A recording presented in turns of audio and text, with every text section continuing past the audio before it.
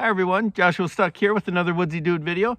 I'm out goofing around in the woods again, and I was thinking about how a lot of you are familiar with these little fire starters. They are a cotton makeup pad that is soaked in wax and usually some kind of lighter fluid or candle oil or something like that, or lamp oil, something, and then made into these little fire starters that you can tear off parts, strike it with either your ferro rod or a match or light or whatever, and it helps you to get your fire started. Well, today I'm going to show you, since I'm down to my last one, how to make a all-natural little fire starter. And you only need 4 little ingredients that are really simple and easy to find. So stick around. Okay, like I said, we're only going to need 4 ingredients for this little project. You're going to need some char cloth. You're going to need some beeswax. This here is a 50-50 blend of beeswax and paraffin wax. You're going to need some birch bark.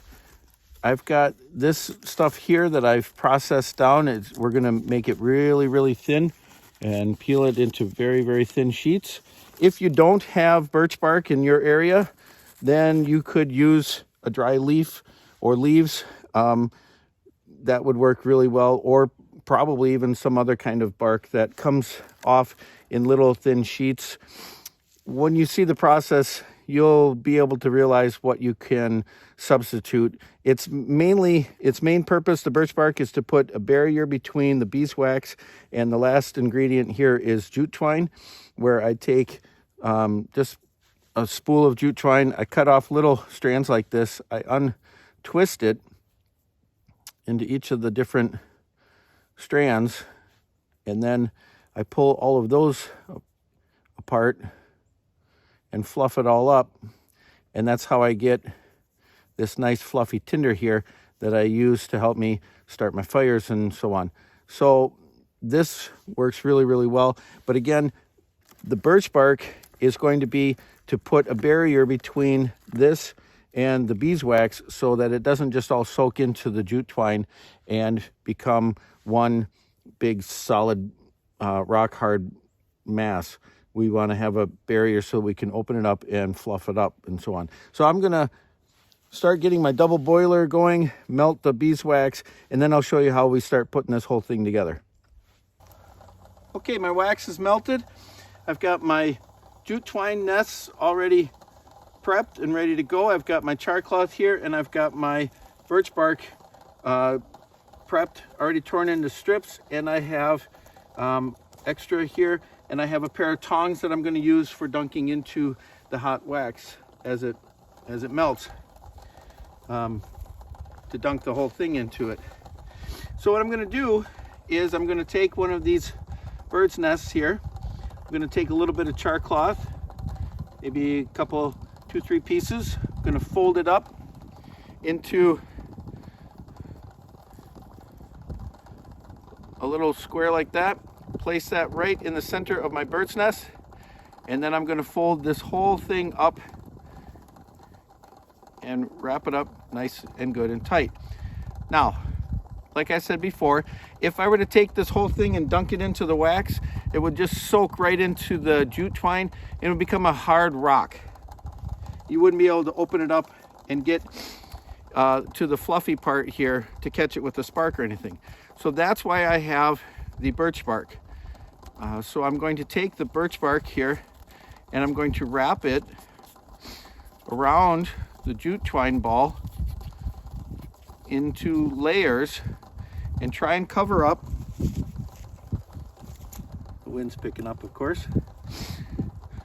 Cover up the fluff, making a barrier between the fluffy jute twine and the beeswax. I'm just going to put a few layers on here. Doesn't have to be a ton, just enough to kind of keep it from completely soaking in to that jute twine.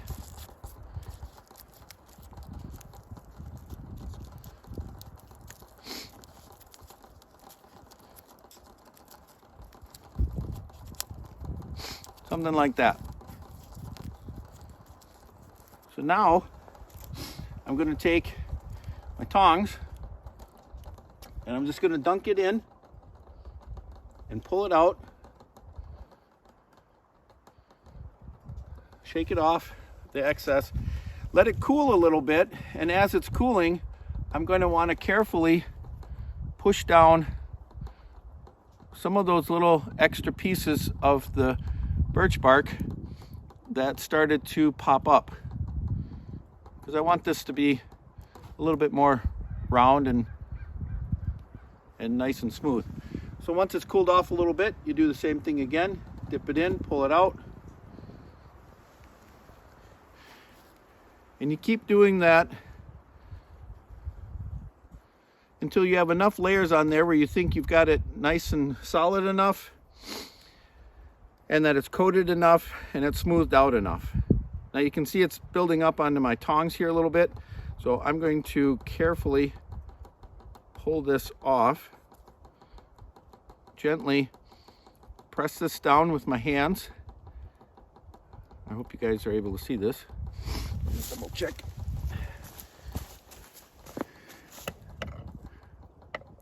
So I'm just pressing it down a little bit, making sure everything's nice and smooth. And now I just keep repeating that process. I'm gonna put the excess wax back in here. Just keep repeating that process over and over again until I get it to be as solid as I want it to be.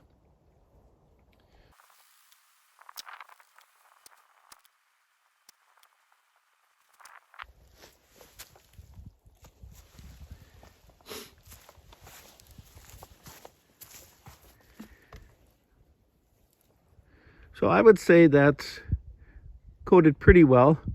It's still warm, so it has a little bit of give to it.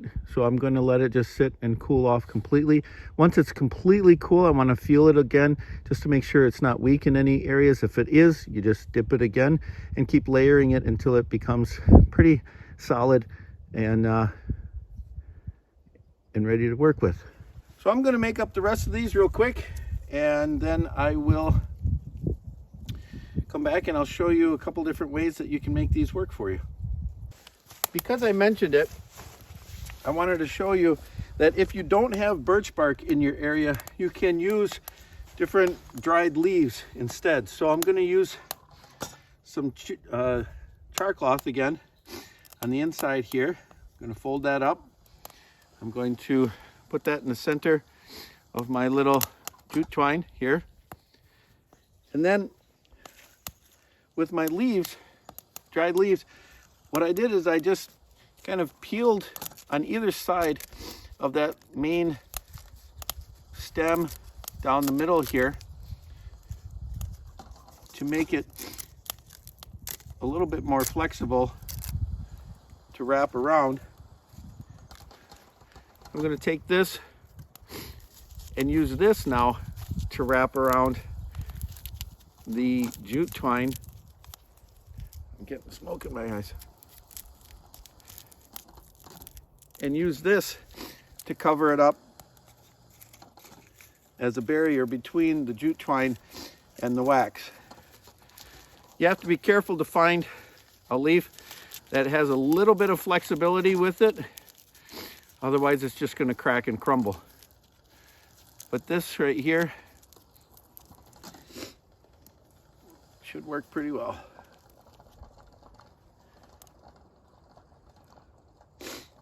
And it's just the same technique after that.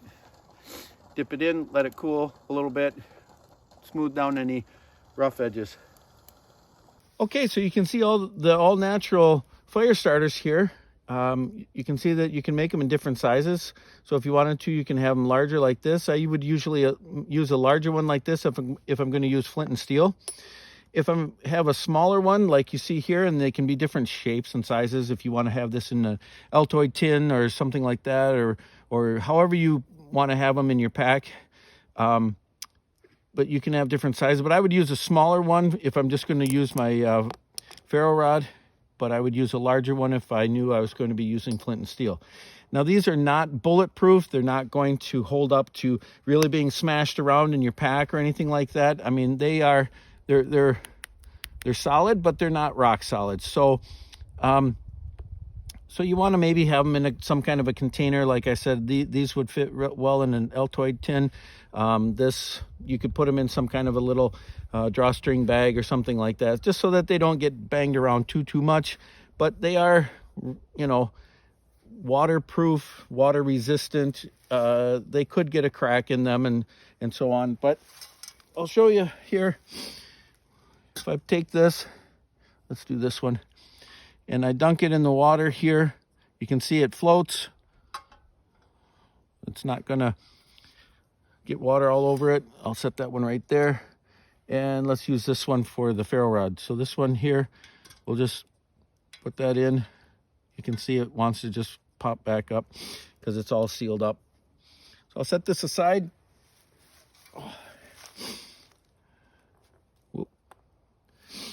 And now, like I said, usually with a smaller one, I like to use the ferro rod because it's easier to take a spark.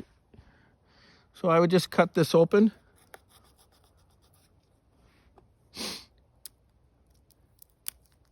And I would peel apart the different layers.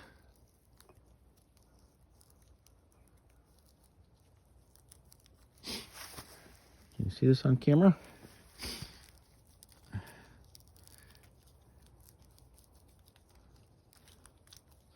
you can see that it's got the char cloth on the inside that you could catch a spark with if you needed to, or use your magnifying glass if the sun were out or something like that. But I usually, with the little ones like this, I just fluff it up.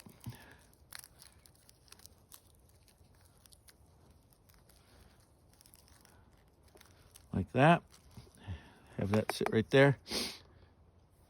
I'm going to take my ferro rod, pinch it down into it.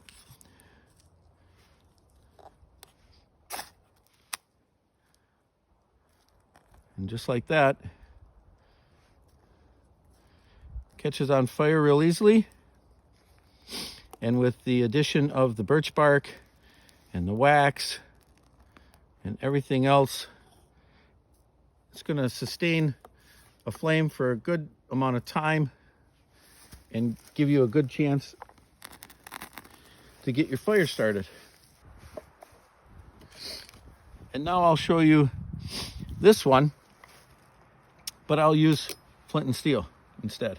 Put this away.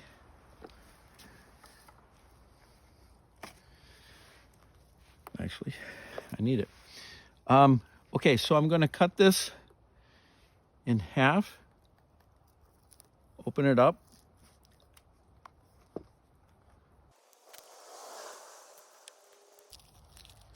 I'm going to set the outer shell of the birch bark off to the side a little bit so that I'm working a little bit more just with the jute twine and the char cloth inside.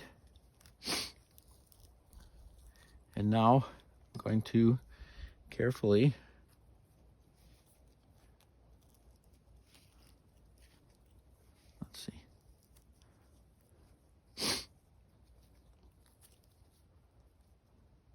find a good spot on my rock.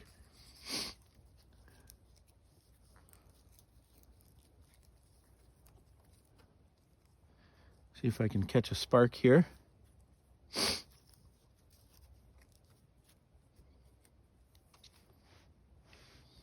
I hope you guys can see this.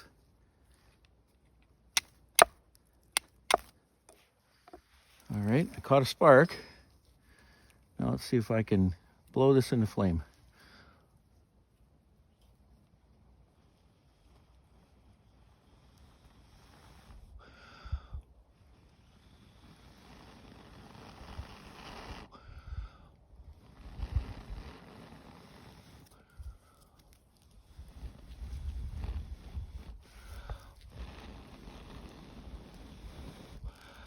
There we go.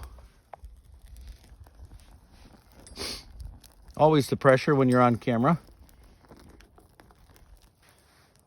So you could use a magnifying glass, you could use the ember from a bow drill, you could use all kinds of things to give you that initial spark that helps you get it started.